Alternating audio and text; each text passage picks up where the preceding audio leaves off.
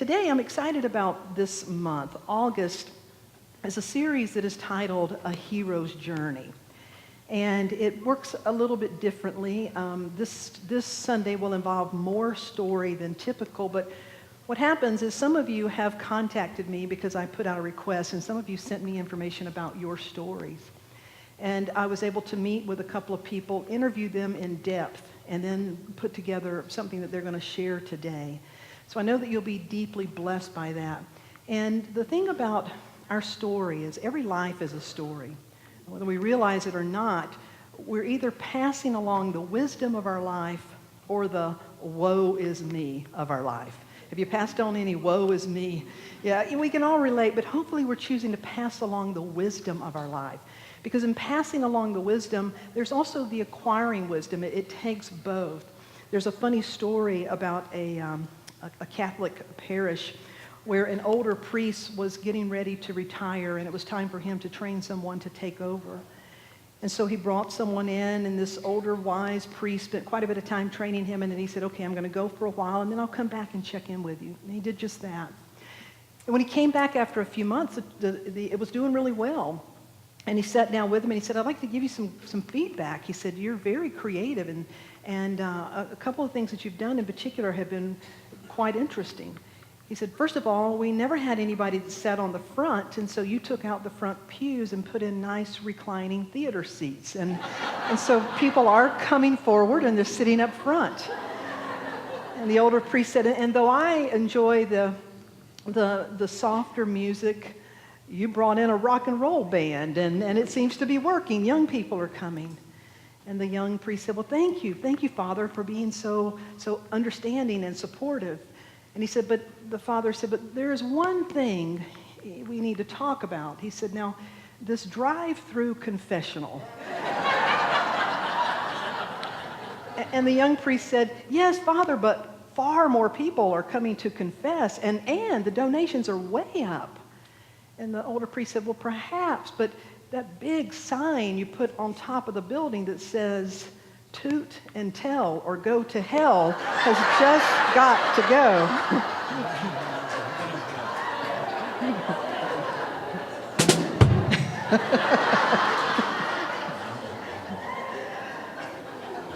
Humor and story, they make a point. They get to us. They get in our bones. How many of you are familiar with Joseph Campbell?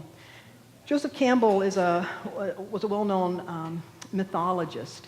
And he coined a term called the hero's journey. He wrote a book, The Hero's Journey, A Hero with 1,000 Faces. And what he did, he studied stories from around the world. He studied ancient mythology. He studied people's lives. He studied great books and great movies.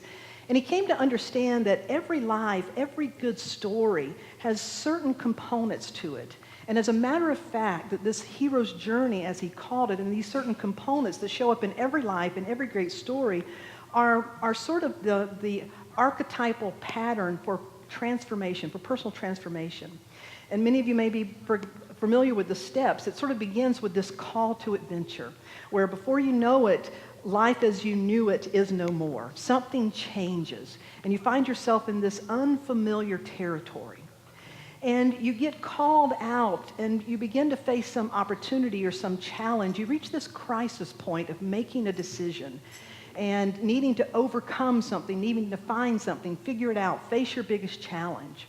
Well, hopefully you do that, and in so doing, there's a great discovery. You gain the treasure, but the treasure is never really about that out there. In the hero's journey, the treasure, we're always recovering and uncovering and discovering parts of ourselves. Inner strength, inner peace, things that we never knew we had in us. And so you discover this, and you're transformed, and you are now back in your ordinary life. And the people that knew you and where you were all look the same, but you're somehow shifted, you're somehow changed. How many of you can relate to a hero's journey in your life? And it's not just one. It happens many different times, and you may be in different parts, but there's many that take place. Well, today we're going to look at some of these, but I'd like to begin by asking our very own Rhoda Weaver. Would you give her our love?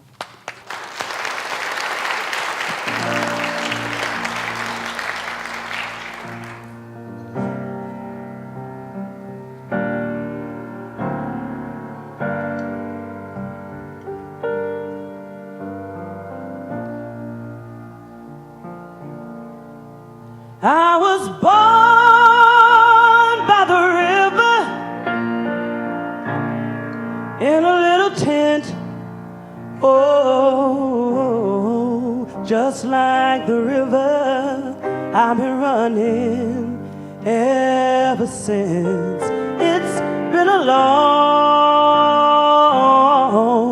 long time coming, but I know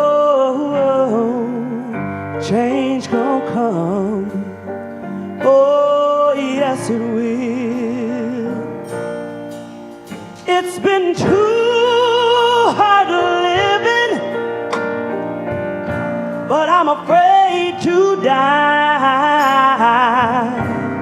'cause I don't know what's up there beyond the sky. It's been a long, long time coming, but I know a change gonna come. Oh, yes it will. I go to the movie and I go downtown. Somebody keep telling me don't hang around. It's been a long, long time coming, but I know a change gonna come. Oh, yes it will. Then I go to my brother, I say, brother, help me please. But he winds up knocking me back down on my knees. Whoa! There have been times that I thought I couldn't last for long. Now I think I'm able to carry on. It's been a long, long time coming, but I know a change gonna come. Oh, yes it will. And it's been a long, long time coming, but I know a change gonna come. Oh, yes it will.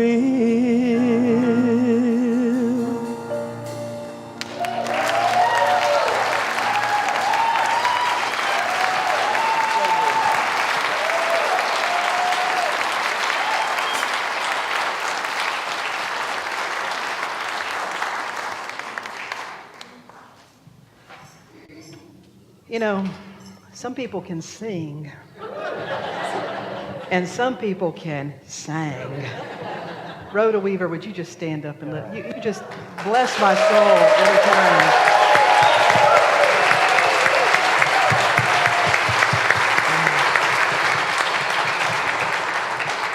That's what it means to just leave it all out there. When they tell singers just leave it all out there. She just demonstrated that so beautifully.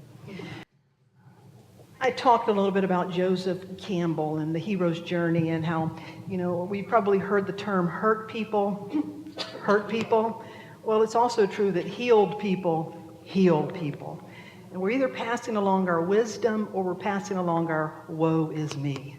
And so our goal is to be passing along our wisdom. There's a beautiful Native American proverb that says, "Tell me a fact and I will learn. Tell me a truth and I may believe. But tell me a story and it will live in my heart forever." Every life is a story, and every life has something to teach, whether we intend it or not. We teach through our life, we teach the world that we create. We teach the beliefs and the values that we live by. We teach what we're made of and what we're capable of. And we teach what holds us back. Our stories teach what holds us back and what sets us free. I believe the American singer-songwriter Pete Seeger said it quite succinctly when he said, "The key to the future of the world is finding the optimistic stories and letting them be known." It's been my joy this week to interview Vernetta and David. And Reverend Laura Collins is going to assist them in telling their story. But would you please give them a warm welcome? Vern, David.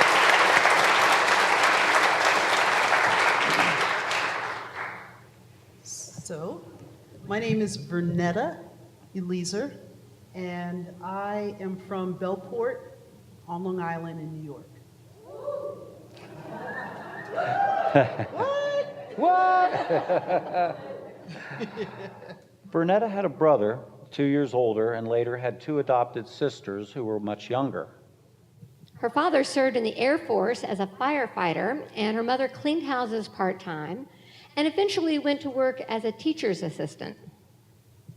I come from a large, fun-loving family and a long line of people that had an intimate relationship with God. I remember fondly my grandmother kneeling beside her bed every night to pray, and how respected my grandfather was as a Christian man. On his deathbed, my grandfather is remembered to have said that God was so close he could reach out and touch God. Neither of Vernetta's parents earned a college degree, but they made it clear to her that she and her siblings would. Her mother would say, an education is one thing that no one can ever take away from you. When Vern was 5 years old, her father was stationed in Alaska, leaving Vern's mom to take care of 2 young children. I actually remember the day that John F. Kennedy died, was killed. And all of a sudden, at 5 years old, my life seemed really unsafe.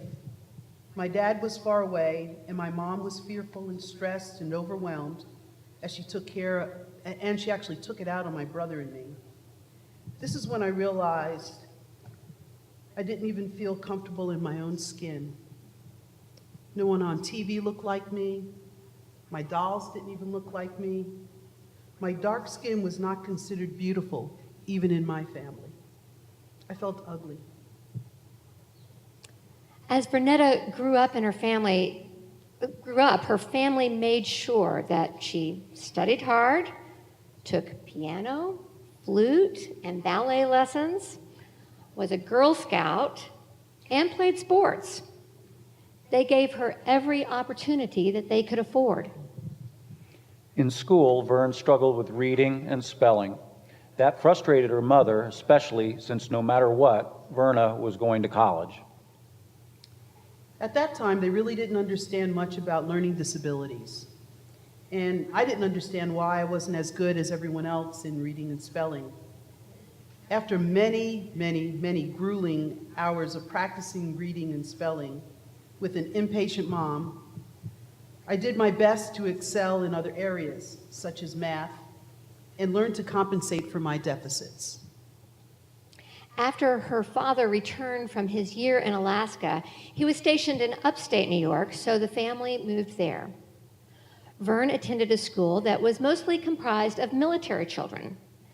That was what they shared in common, and it was a kind of equalizer. A few years later, when her father retired early for medical reasons and the family moved back to Long Island, to their home in Bellport. The town was divided by a railroad track, and whites lived on one side and the blacks lived on the other. The home my family owned was on the white side of the tracks. Now, at a new school, Vern more naturally fit in with the white kids due to her culturally diverse military life, and she had less in common with the black kids from the other side of the tracks. I made the best of it. I was outgoing and made friends, but I was shunned by the black kids. And there was an unsettling feeling inside of me. I really didn't feel like I belonged. I was accepted by the white kids in my honors classes, but I was not white. That changed when Vern went to college. I graduated from high school with honors, and my parents suggested that I attend a historically black college. So I was accepted into Morgan State University in Baltimore, Maryland. It was wonderful to finally be at a place where everyone looked like me and were academically my equal. I was raised Methodist, and in college, I had a personal experience with God, which brought me great joy and laughter. I sang in a dynamic choir, and spirit was so alive. I became active in the Southern Baptist Convention and had 3 amazing experiences as a missionary, 2 which were considered home missions in Baltimore and in New Hampshire, and a summer in Panama. After college, I married my college sweetheart, and we served 2 years as church planters in Buffalo, New York, for the Southern Baptist Convention. After Vern and her husband moved back to Long Island, New York, they had their daughter. Vern went to work at Little Flower Children's Services, which is a Catholic residential treatment center for troubled children. Initially, she worked as a Protestant chaplain, and then as the director in a residential unit. Those were probably the most creative years of my life.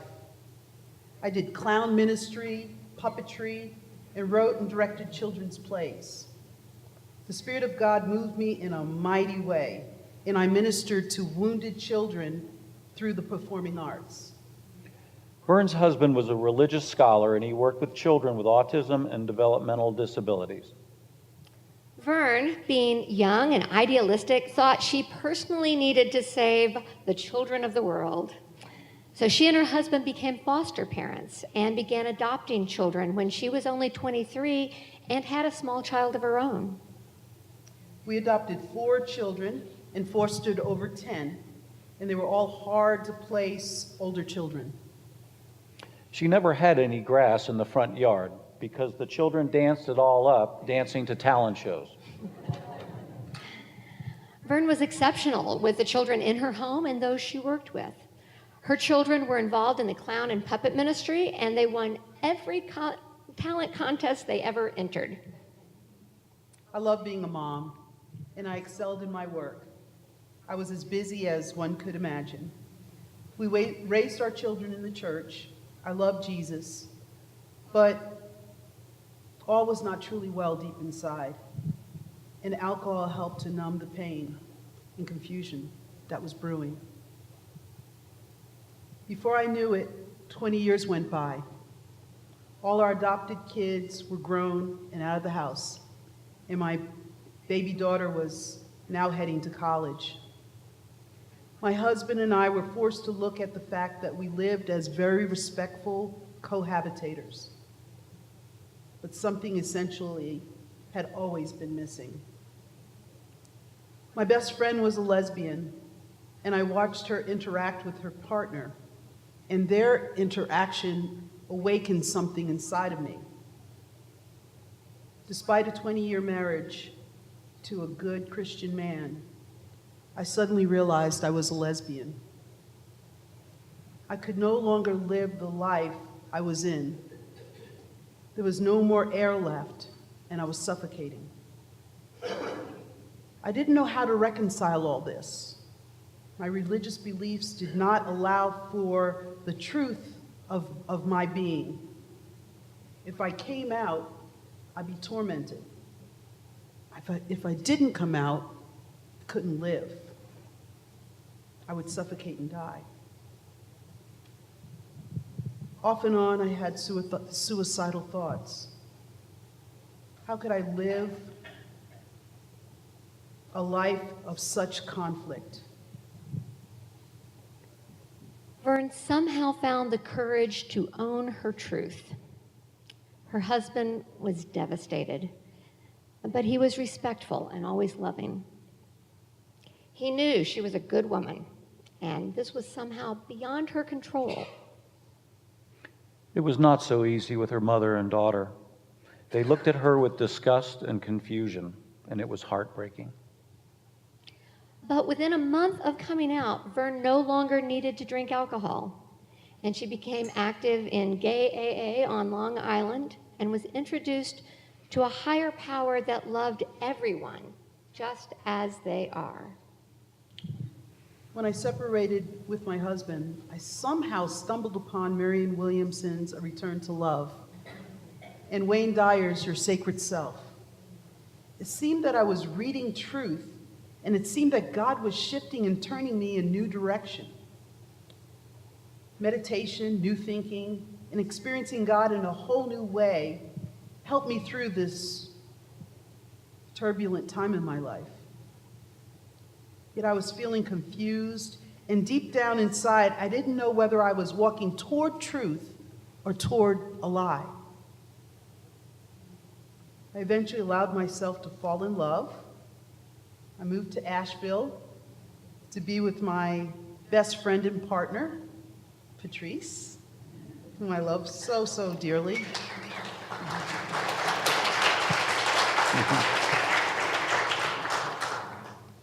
Yet I felt alone in many ways.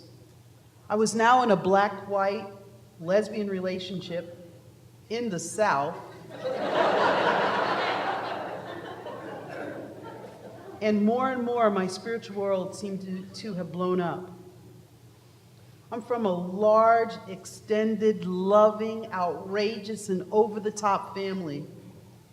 And I had never lived so displaced from them before. My family was disgusted that I was a lesbian. I no longer knew how to experience God in the intimate way in which I was accustomed.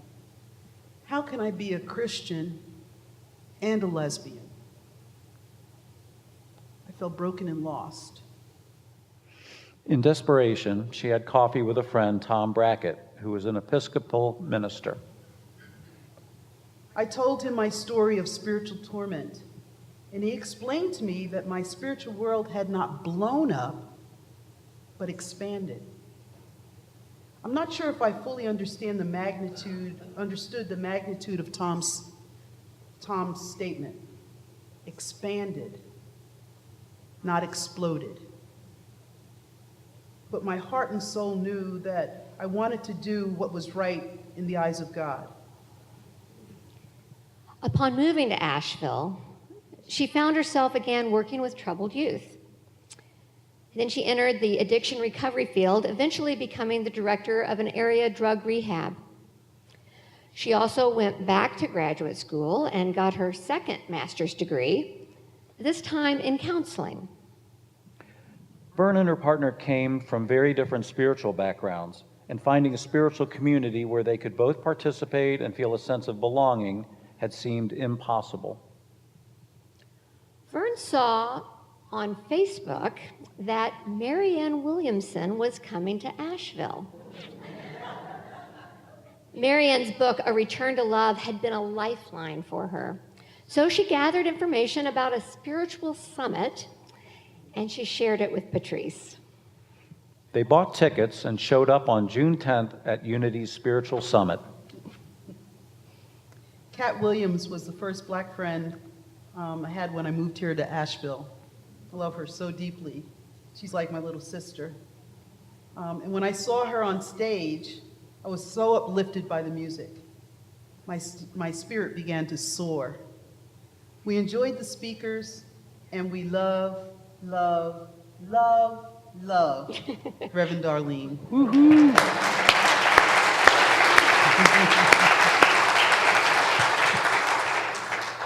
We decided then that we would come and check out Unity the very next day. Again, we loved it. And we've been here every Sunday since. A few weeks ago, Pastor Darlene talked about expanding our experience of God. And in a flash, I got understanding. My life's journey was to go through everything that I needed to go through to get to this moment, here and now. I've been in Nashville for 14 years now, and my life is getting sweeter and sweeter every day. I'm a grandma now, and my relationship with my mother and my daughter has completely been healed, and it's something really beautiful. Just want to mention that the woman that married my wife and I is here in the audience, and I just want her to stand up. She's a dear, dear, dear friend. And also one of our very best friends is here. I just want to acknowledge her, Barbara. Just love you so much. Thank you.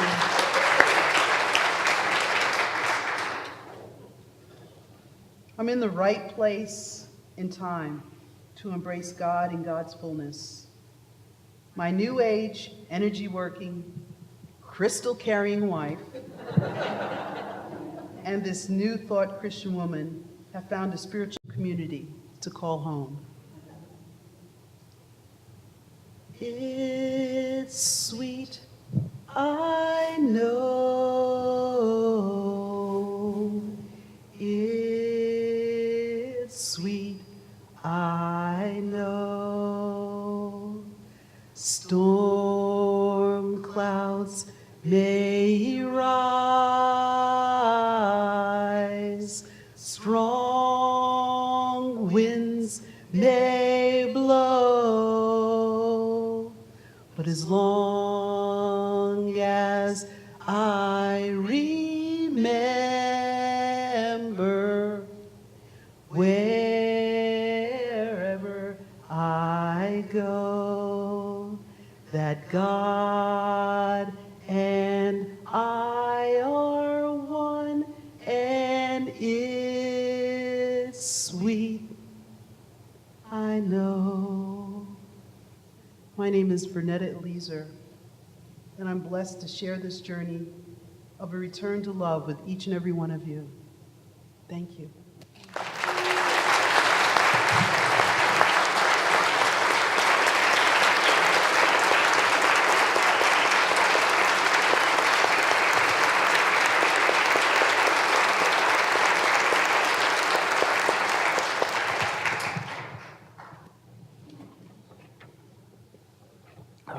Amazing. My name is David Berger, and I was born and raised in Miami, Florida. David has a sister that's 1 year older than him.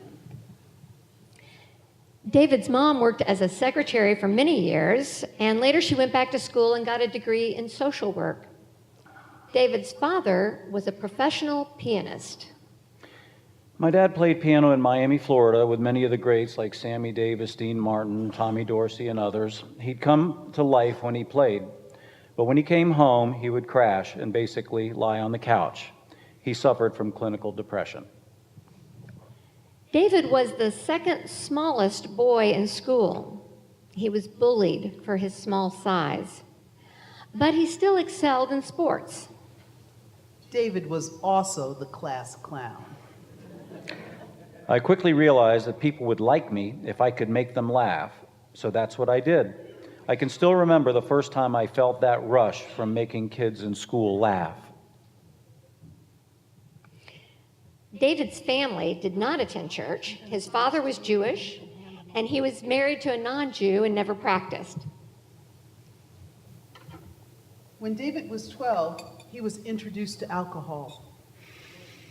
I was watching some kids play baseball and was invited to join a few kids in the back of the school. For the first time, I drank wine with them, and I got drunk and sick.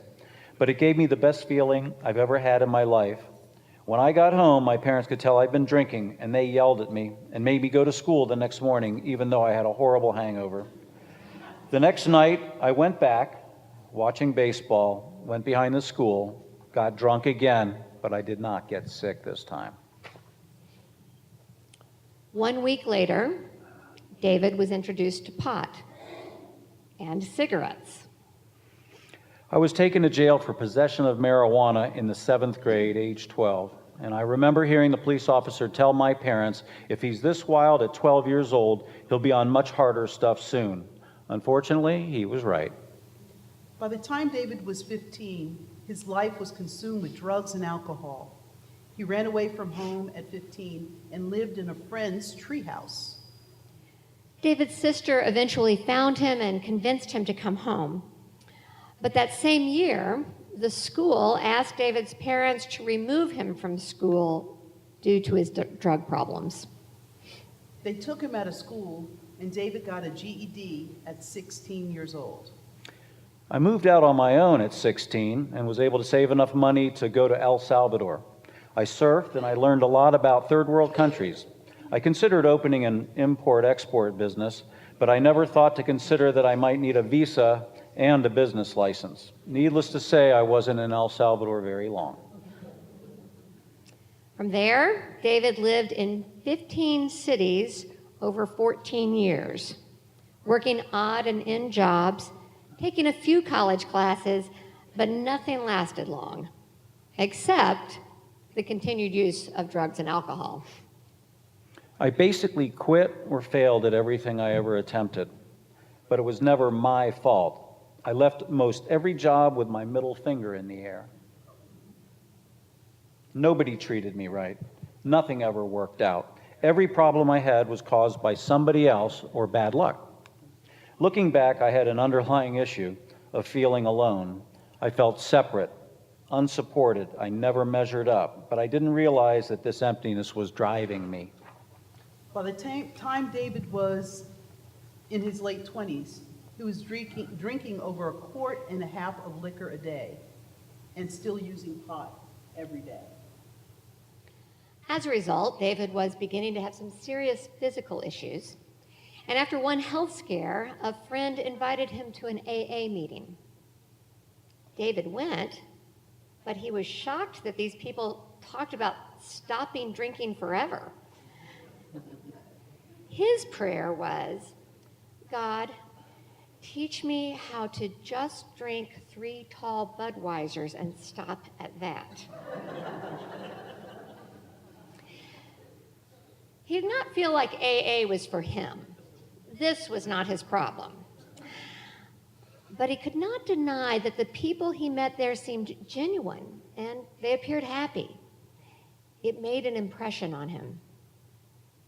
In an odd sort of way, David became responsible that day. He had been exposed to and offered something, yet he chose to disregard it.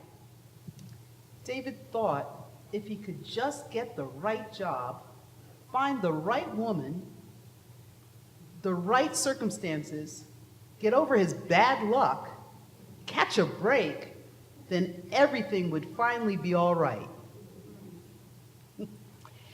The day after the AA meeting, David stole a neighbor's Sunday newspaper to look for a job. Start fresh again, he saw an ad that said, Orlando, land of opportunity. That's my answer from God, he thought. So Orlando, here he comes. David managed to land a job in Orlando, where he quickly became a manager. He was now wearing a suit and tie, flying all over the country, placing large displays for his company. Yet he was not able to keep it together, because he'd do things like wake up in a Dallas airport when he wasn't supposed to be in Texas, or like the day when he received a call from a South Carolina Highway Patrol saying they found large pieces of stuff in the river and his business card was attached. They were displays that were supposed to be taken to one of his accounts. Instead, they were mysteriously found in a river. There's a saying, wherever you go, there you are. And that's true. I lived in 15 different cities in 14 years, had 67 different jobs. I was in a treatment center that made me count. I kept looking for the people to change or my luck to change. You were my problem. David reached the end of his rope. Hope was gone. He hit a low bottom. I was done. 20 years had passed, and my hopes of things ever getting better were gone. With the intention of ending my life, I locked myself in an apartment room, and I stopped eating, and I drank until I passed out, and then I'd wake up and do it again. I'd drink and pass out over and over again for about 10 days. At 6:35 a.m., December 6, 1988, lying on the ground, My eyes opened again, but something was different. I could not move. I was paralyzed. But I could see everything, every single thing in that room. I could see the cracks in the ceiling. I could see more clearly than I'd ever seen in my life, which was odd for me because I should have been, totally blurred. But it was kind of a supernatural situation. I just had never experienced anything like it, but it scared me. And at first I thought I was dead. And then all of a sudden I realized that I was still alive, and that bothered me. I said, God help me, I'm dying. Heard a voice in my head say very loudly, alcohol, that's your problem. For the very first time, I understood that that was my issue, that alcohol was my problem. Not my bad luck, not you people, not anything else. Alcohol, that's my problem. David somehow managed to move himself enough to take another drink and then make a phone call. Ralph answered the phone at AA as he just happened to be there before it opened. David hung up on Ralph the first time. I turned to go back into the room, and I saw my life inside that room. 20 long, hard years of drinking. It was extremely clear, and I knew I couldn't stay in that room, and I turned back around, and I called Ralph back again. Ralph answered again, and he helped David get into a 28-day treatment center. David has the record for staying at that facility because instead of 28 days, he was there 14 months. Needed a little extra help. But by the grace of God, I did it. I experienced the gift of getting my ass kicked and the gift of grace. I found a higher power, and I learned that if I made recovery my priority, everything else would be okay. I also learned that secrets keep you sick, so being accountable and working a 12-step program was a lifeline for me. When David reached the step where you make a list of all the people that did you wrong, he had a whopping 300 names on the list. Remember, you guys were my problem. Took a while, but eventually I could not help but see that I was my own problem. I'd held hundreds of people responsible for my miserable life, but I was now faced with the sobering reality of my actions and myself. It was very, very difficult to look at that, but at the same time, it was extremely liberating. When David was in rehab, he was tested for vocational skills. To his surprise, he tested off the charts for art. During family night, visitation at the rehab center, none of my family came to visit me. There's a reason for that. To keep from feeling sorry for myself, I pulled out a little watercolor set that I had and attempted to fill my time with painting. One of the guys in the rehab asked David if he'd paint a rose so he could give it to his mother for her birthday. David did, and people were impressed. David eventually became the house manager at a halfway house he was living in. He got a job working as a waiter at a breakfast restaurant where no alcohol was served, and he slowly began to gain his sobriety and freedom. David met Julie when he saw her working in the outpatient treatment center. He found a small picture frame and painted a picture for her. He needed a piece of framing wire so he could complete his picture for Julie, so he stopped in at a small frame shop, Pat's Frame It Yourself, and found what he needed. And while he was there, he saw a sign for part-time help, and he soon went to work there. I gave Julie the painting, and eventually I gave her my heart. Thankfully, she returned the gesture. David and Julie began to date, and David fell in love with Julie and her 3 daughters. One day at a time, life was getting sweeter and sweeter. One night when Julie and I were on a date, and she was driving Cocoa, Florida, we were watching the pine trees go by, and again I heard an audible voice, and the voice said simply, "Damn it, David, you're an oil painter."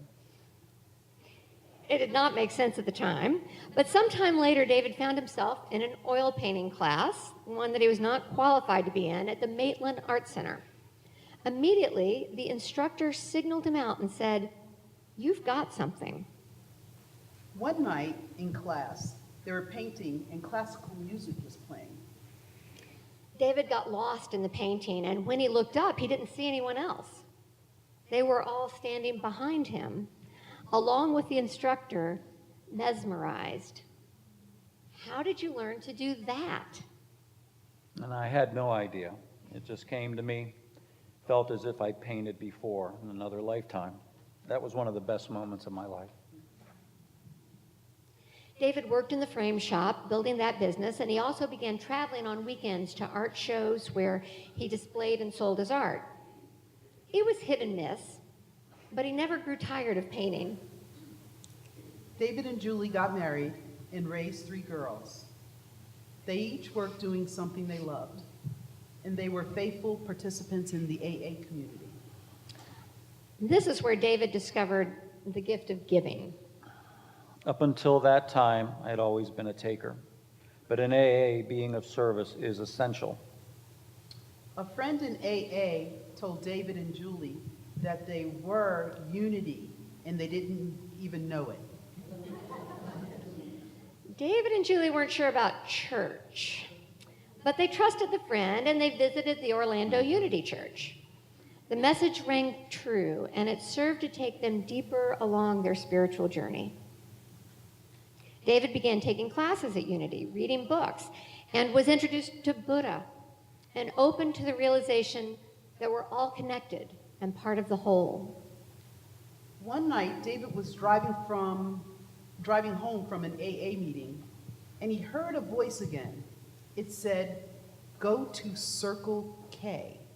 And I thought, what is Circle K? Go to Circle K. I was thinking, what does that mean? I don't understand. Then he saw a big round light ahead on the horizon. Circle K. Never knew what that was, but there it was, big sign, Circle K. He pulled in the crowded parking lot and again heard, "There is someone here you need to see." Just then, his car lights shone on a man sitting in the car with his head on the steering wheel. David parked and walked over to the man. As he picked up his head, David recognized the man from an AA meeting. But the man had a 6-pack of beer on the passenger seat. "I want to die," the man said. "I'm losing my job, my wife, everything." He had a gun, and he was serious. David talked to the man at length and got him to promise that he would not take his life that night. The man said, "I can't promise what I'll do tomorrow, but I won't do it tonight." 2 weeks later, David saw the same man drive up to an AA meeting. He said, "You're never going to believe this, but my boss is giving me a second chance and my wife is willing to take me back." I was humbled and awestruck at how that voice had guided me to Circle K and to that man, so I could be of service to this higher power that I was becoming to understand as love. David was living out the dream he always wanted. He was loved and respected. He was valued for his contribution, and he was making a positive difference in the world. David and Julie had dreamed of moving to Western North Carolina, and eventually they made the step and bought a home in Sapphire. Through a very synchronistic encounter, a man paid it forward with David and made it possible for him to open Mountain Mist Gallery in Cashiers, which he owns and operates today, still as a working artist. I found this Unity Church when I was going to Lowe's to get lumber 12 years ago. It's an hour drive to, and I never thought that I would end up coming here every weekend, but you guys are worth it. We visited the second time, and I heard a voice again. "You're supposed to paint something here." And Reverend Chad was here at the time, a wonderful man. And I looked around but didn't see a space for a painting, so I never gave it another thought. David had that experience again. You're supposed to paint something here. But the space never appeared. Until Reverend Darlene got here. We changed the name of the church to Unity of the Blue Ridge, and she had this vision of having a Blue Ridge painting in honor of the new name. Someone told Reverend Darlene that David was a painter, so without knowing anything about him, Reverend Darlene approached him one Sunday and asked if he had an interest in painting a Blue Ridge painting for the church. And I said yes. And I began to imagine, something for her office, maybe, about yay big. And I asked where she wanted the painting. She pointed to that huge wall out front. I didn't let her know at the time, but inside I thought, wow, that's this big wall. I've never painted anything that large. But I do, turns out, love a challenge. Forced me to paint with brushes larger than I'd ever used and to paint faster than I'd ever painted. The size of the painting is 5 feet by 9 feet, and giving it to the church has been one of the most rewarding things I've ever done. I've learned that when I plug into God, my higher power, great things can happen for me and through me. I've also learned that when I plug into myself, my selfish power, things do not go well. I have a choice. I believe we all have a choice. 2.5 years ago, I had a massive heart attack, and doctors said I had less than 3% chance of survival. But with prayer and meditation, the 4 hours I was stuck up there on the mountain and couldn't get help, doctors say it should have killed me. I've learned over and over again, God, grant me the serenity to accept the things I cannot change, courage to change the things I can, and the wisdom to know the difference. When I first came in, it was G-O-D, good, orderly direction. I could handle that. That got me in the door. Put me on a spiritual path that allows me the freedom to be found. I have an overwhelming feeling of grace because of who I was and who I am today. I can walk on this planet and be comfortable in my own skin. If I can be changed, anybody can be changed. If I can be of service, anybody can be of service. My name is David Berger, and I'm very, very, very proud to share this journey with you all. Thank you.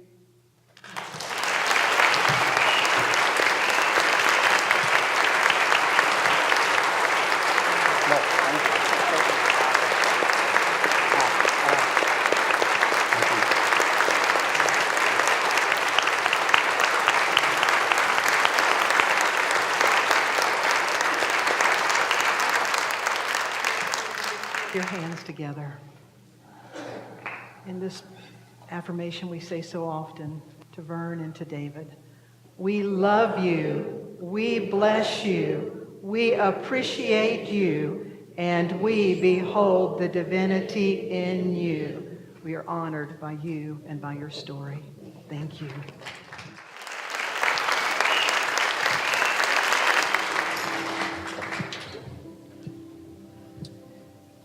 Every life is a story.